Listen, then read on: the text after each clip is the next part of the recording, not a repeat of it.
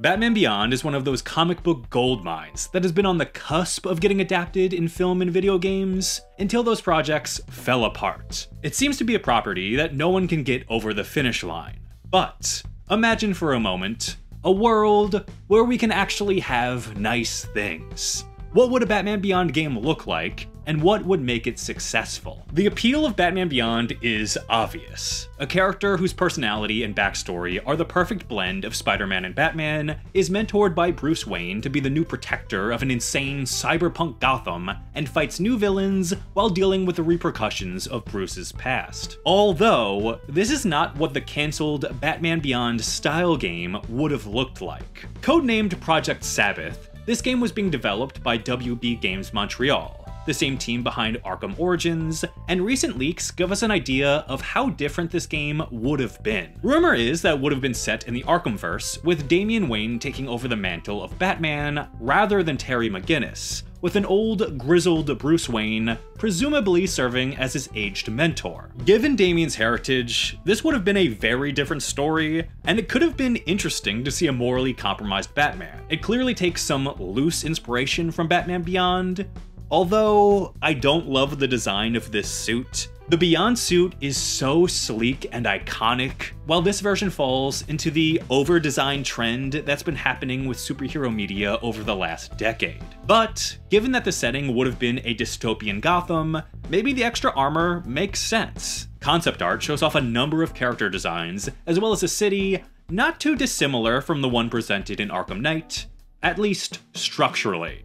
At some point, this Gotham fell into chaos. While this concept art looks really interesting, Gorilla Grodd particularly has my attention, it doesn't quite feel like Batman Beyond. Project Sabbath could have been a great continuation of the Arkham series, but even if it was made, I'd still feel like the potential for Batman Beyond would be untapped. The only way to make a truly successful Batman Beyond game is to give players something that we've never seen before. That's what made the original concept so fun to begin with. Batman Beyond is not just more of the same.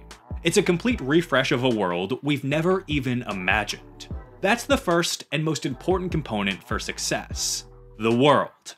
If that doesn't work, nothing else will. What stands out about the original cartoon is the neon Blade Runner feel of this Neo-Gotham. A city built over a city, upgraded into a sharp mass of skyscrapers and roads winding high above the ground. The issue with Project Sabbath is how more of the same it felt. Arkham Knight with some more tattered signs and graffiti. While that works for a somber Batman tale, it doesn't live up to the promise of Batman Beyond. This shouldn't be some realistic future that loses all the fun. After all, this is a society that has come impossibly far in only like 40 years. They've even gone so far as to develop and popularize this bonkers sport, so much so that it's played regularly in high schools. Since Batman's prime, Neo-Gotham has grown exponentially upward into the sky, creating a larger disparity between those in the clouds and those down below. Look no further than the split reality of Wayne Power's Tower and its surrounding area compared to the historic district. Neo-Gotham is a utopia up above and a dystopia down below. It's cyberpunk, it's neon, it's the future. Playing with verticality in the design of the city would immediately set it apart from anything else, making the map feel dense and massive without having to be over too wide of an area. Imagine smushing the 3 islands in Arkham Knight together, then stacking 2 more smush cities on top of that, creating distinct districts of the map that aren't just based on position, but also depth. One of the lower districts could be something like the Historic District, reminiscent of Arkham City or Knight, while the mid-levels would be filled with intersecting roadways, small businesses, and suburban complexes, and the upper levels would be towers, neon nightclubs, and industrial megacorporations with air lanes for flying cars. Each district would have its own personality, and the types of criminals operating there would be informed by those unique surroundings. This sense of depth would provide a feeling of high-flying adventure to the player, which I think is the perfect way to take advantage of this future Batman's major difference from the original: his ability to fly. While I've never played an open world game where flying feels dynamic from hour 1 to hour 30, the rocket boots and red wings are too iconic to ignore. The solution to what could become stagnant traversal can be as simple as limiting the player's abilities, only providing short bursts of fuel that take time to recharge, while the wings are used to glide Arkham or Spider-Man 2 style. Fuel capacity can be upgraded over the course of the game, forcing exploration and mastery over other traversal systems early on, such as gliding, and of course, good old-fashioned grappling. That's the best way I see flight working. Otherwise, the game risks incentivizing players to constantly fly wherever they want, removing the gamification of traversal, which makes games like Arkham Knight and Spider-Man satisfying to just move around in. But another important aspect should be free falling down from the heights of this amorphous beast of a city into the darker layers beneath. After all, rocket boots are only good for traveling upward or horizontally. If you want to pick up speed, dive bombing like Spider-Man or the aerial sequences from X-Men Origins Wolverine is the most effective way to do it. Of course, this would have its own challenges. Terry has to avoid air traffic, the winding roads, borderline illogical architecture, and other obstacles while speeding down. The more speed you gain, the more powerful your initial glide out will be, if you can pull it off. Impact with any of the obstacles would slow the player down and inflict damage. Of course, the player has the option to play it safe and glide down or use the help of their boots, but I think this takes advantage of the setting while distinguishing core traversal from the Arkham series. There is one other key difference between how Terry and Bruce traverse the city that would completely alter how the player interacts with the world. Terry is able to stick to walls, like Spider-Man. Neo Gotham is by design no longer the 1800s-inspired Gothic madhouse that Bruce is familiar with. While there will be plenty for Terry to grapple to, the ability to stick to walls will be critical for any superheroics taking place hundreds of feet in the sky. If you rewatch the Batman Beyond cartoon, it's actually quite rare that we ever see the ground in the city. Sticking to the towering structures of Neo Gotham would be awe-inspiring, and a little terrifying for those players not too comfy with heights. And that's exactly what we want. Terry McGinnis shouldn't feel like the master of this city. He's not the omniscient and all-powerful Bat God from Arkham Knight. Despite Terry's traversal upgrades, the city should feel like it could swallow him up if he makes a mistake. Combat is where things get tricky. I don't want just a repeat of the Arkham formula. Free flow is a damn good system. It shouldn't be the basis for every superhero game though, but it does fit Batman so well that it's hard to ignore. As you can tell, I'm no game design expert. Innovating hand-to-hand combat gameplay is a bit out of my wheelhouse, so these are just the general concepts of a layman talking out of his ass. I like the idea of Terry being more agile, lighter on his feet than Bruce was. He's a slimmer dude, not a square slab of pure beef. His combat should reflect that. Plus, he's got future tech on his side. In fact, since Terry is not a person who honed his mind and body over years and years of insane training, he shouldn't be as skilled of a fighter as your typical Batman.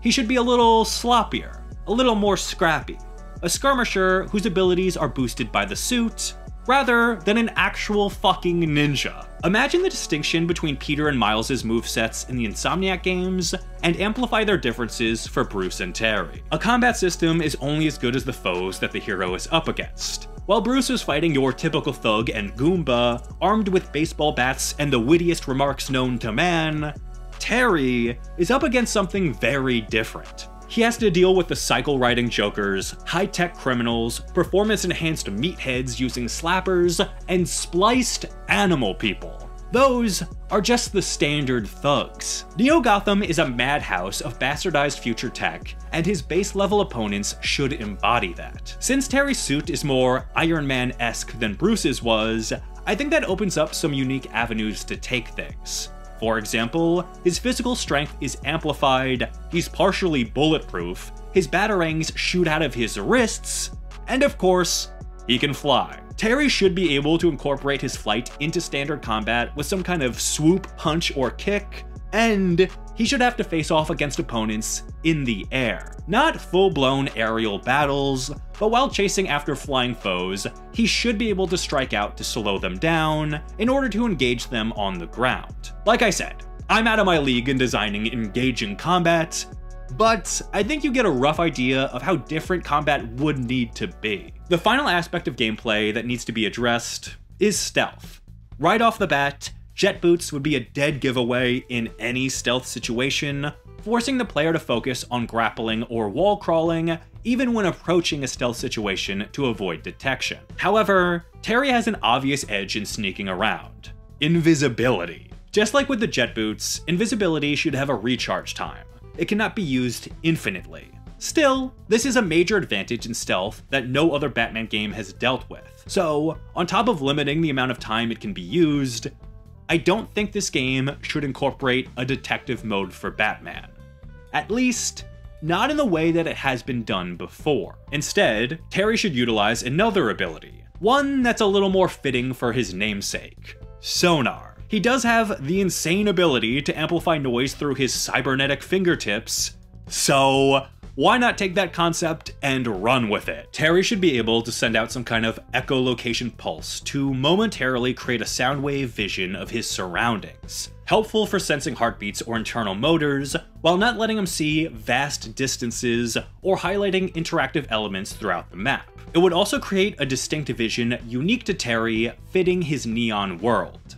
I'm picturing goons made up of pulsating red sound waves. Plus, since this is based on sound, it's a great opportunity for the developers to have fun creating music by amplifying ambient noise that pounds in Terry's head while using this vision. Miles Morales set the standard for superhero games to incorporate music, and I don't think we should let the fun end there. The plot of the game can go a couple different ways. While I love Batman Beyond, and he's had a cult following for nearly 25 years, he's definitely not a household name. I can imagine that Project Sabbath went with Damian because he's a far easier sell than some rando named Terry McGinnis. Like, who?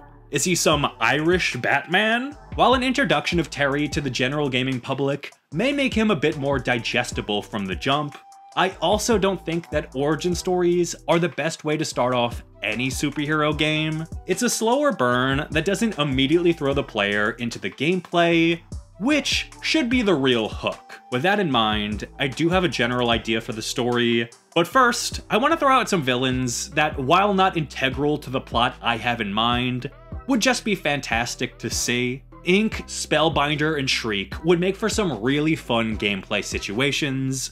I think they're must-haves. Then there is Carrare, Chimera, the Tease Gang, Big Time, Rat Boy, Stalker, and even Mad Stan would be a fun comedic inclusion. Plus, we gotta throw some old Batman villains into the mix, like the Al Ghouls or Mr. Freeze. There's no lack of great characters to choose from, but my number one pick would be the Royal Flush Gang, particularly 10, so we can explore Terry's relationship with her. With all that said, let's get into the actual plot. While I think Season 1 of Batman Beyond provides a near-perfect framework for a video game, I think adapting the story of the season finale is an even better starting point. The game would open with Terry McGinnis already in the Batsuit. He's working on stopping a crime ring run by the Jokers with the help of Bruce Wayne. Let's say he's been Batman for about 3 months by now. He emerges on top of a neon nightclub, and through communicating with Bruce, we learn that he had to sneak out on his girlfriend Dana in order to follow these Jokers back to their hideout. The game tutorializes basic traversal while Batman tails these clowns. Then, once inside, he fights the Jokers only to discover that Blight was the actual mastermind behind the operation, organizing the Jokers to steal special chemicals. This is the first boss fight, which ends with Blight escaping. Terry investigates the scene to discover evidence linking Wayne Powers to the crime, the merger of Wayne Enterprises and Powers Technology, which directly integrates Bruce Wayne's public persona into the main plot. Terry and Bruce discuss this in the Batcave while providing some brief exposition on Terry's origin story. Basically, Derek Powers had his father killed, and Terry hates Powers. Following this, the player is allowed free reign over the city to explore for the rest of the night. There will of course be plenty of side missions to do and places to explore, but I'm not gonna get into that now. If you guys want a video on what the full story for this game could look like, please comment below. I might get to that after my Arkham Origins 3 video, which I promise you I'm still working on. I just don't want to rush it. So anyway, the next main mission would pick up with Terry in Hamilton Hill High School. He's watching that weird anti-grav hockey game while Dana and Maxine Gibson discuss the recent GATs. Max got a perfect score, which she doesn't feel is that big of a deal. She's much more focused on her new algorithm dedicated to finding out Batman's secret identity. Just then, a gang of jokers burst through the wall. Everyone starts going nuts, and Terry disappears into the chaos. As the Jokers are about to kill Max, Batman shows up. I think it would be really fun to have him fight the Jokers, at least partially, in the anti-grav tube used for the sport. When the Jokers are stopped, they're revealed to be a couple of students from the school. Terry sneaks back to his friends, and Max decides she's going to shift her algorithm to figuring out who in the school could be part of the Jokers. Back at the Batcave, Terry tends to his after-school job. Bruce tells Terry that he'll need to drive him to an emergency shareholder meeting for Wayne Powers later tonight, but first, he has a mission for him. I'm thinking something involving splicers, just to get real wacky with it, but it can really be anything. Following this, we travel with Terry and Bruce to the shareholder meeting, where Derek Powers announces his leave of absence and that his son Paxton will be managing things while he's away. But the meeting goes wrong and Powers loses his cool, revealing himself to be Blight. He lashes out in a rage. Bruce protects someone and takes the brunt of Blight's attack right before Terry bursts into the boardroom. Blight makes a run for it while Terry checks on Bruce. He's hurt, not fatally wounded or anything, but he will be out of commission and hospitalized for some time. Terry chases after Blight, who manages to escape, leaving Paxton Powers in charge. Now with Bruce and Derek off the table, the two sons are operating without the oversight of their fathers. How are they gonna do? Terry's story would be focused on him coming into his own as Batman, forging the relationships that will be important in his own crusade, while overcoming the darker motivations that drive him. I think it's important to remove Bruce from the spotlight for a while, forcing the player to get to know Terry, and forcing Terry out on his own like he never has been before, in need of allies. This is where Commissioner Barbara Gordon comes into the mix. Terry knows of Barbara's history and is aware of Batman's past relationship with Jim Gordon. So, once he realizes he needs help, he starts with her. A good portion of the story from here is about the formation of that relationship and what it looks like, how it's different. They're not exactly friends. All they have in common is Bruce and the mission. Terry reminds Barbara of a part of herself that she severed on purpose. Barbara's lack of commitment makes Terry feel more isolated than he would like. Going on in the background of all this is the fallout of the Wayne Powers debacle, as well as the usual villains running around town. Eventually, Terry and Barbara would have a fight, ending with Terry seeking aid elsewhere. This is just in time for Max to discover Terry's true identity after the high school Joker's B-plot wraps up and Super Genius Max offers to aid Terry. Soon after that partnership gets going, Bruce gets out of the hospital. I couldn't leave him out of the game for too long. So let's say by the midpoint of the game, this trio assembles in the Batcave in full force. The overarching story sees Derek and Paxton Powers taking up the role of the primary villains. Paxton is struggling to run his father's company while living in his shadow. That's starting to drive him a little wacky. Plus, he's discovering what a piece of shit his dad is. At first, he resists following the same path as his father, but eventually, he begins to give in, becoming a slimy corporate scumbag, just like his old man. His operations bring him into conflict with Batman, so Paxton begins to harbor a grudge against him. At the same time, Derek, now only referring to himself as Blight, is working on his own plan. He's lost his mind and embraces his powers, wanting more than anything to burn Neo-Gotham to the ground. He's assembling a criminal operation which will come into conflict with both Batman as well as Paxton. leading to a three-way conflict with the father-son relationship at the heart. Mixed throughout this chaos, we will see plenty of Batman Beyond's classic villains, as well as the establishment of a more solid relationship between Terry and Bruce, which would be reflected in the fraught relationship between Paxton and Derek. From here, I'm not quite sure where the story would go, but I think that's a pretty good start. And that's really that. It's easy for me to just spew words at a microphone about what I would like done. This all has just been what my dumb monkey brain would like to see in my ideal fantasy world. But let me know if you have any different ideas in the comments. Thanks for watching, and take care.